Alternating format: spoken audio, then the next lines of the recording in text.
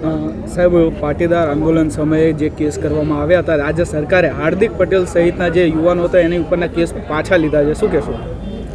જો એ કાયદાકીય પ્રક્રિયા હતી, સરકારમાં ઘણા સમયથી વિચારણા ચાલતી હતી.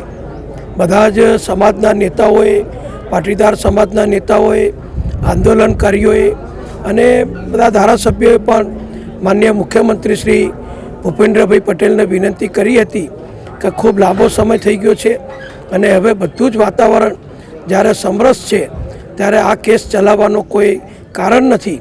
અને મુખ્યમંત્રી શ્રી ભૂપેન્દ્રભાઈ પટેલે આજે જાહેરાત કરી છે કે તમામ રાજદ્રોહ સહિતના બધા જ કેસ પાછા ખેંચવામાં આવે છે. એનાથી બધા જ યુવાનોમાં અને જેમના ઉપર કેસ હતા એમના બધા પરિવારોમાં આનંદ છે અને પાટીદાર સમાજ સહિત સમગ્ર ગુજરાતના બધા જ કાર્યકરોમાં આનંદ છે. સાહેબ, કિરીટ પટેલ એવું કહે છે કે સરકારે કોઈ જાહેરાત નથી કરી. આ ધારાસભ્ય હાર્દિક પટેલને બીજા લોકોએ જાહેરાત કરી, શું કહેવું છે આ બાબતે?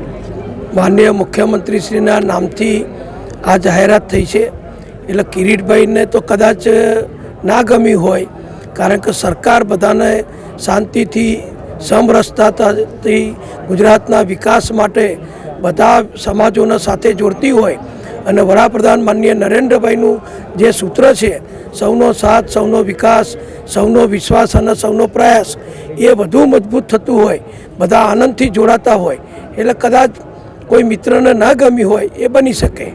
Thank you sir.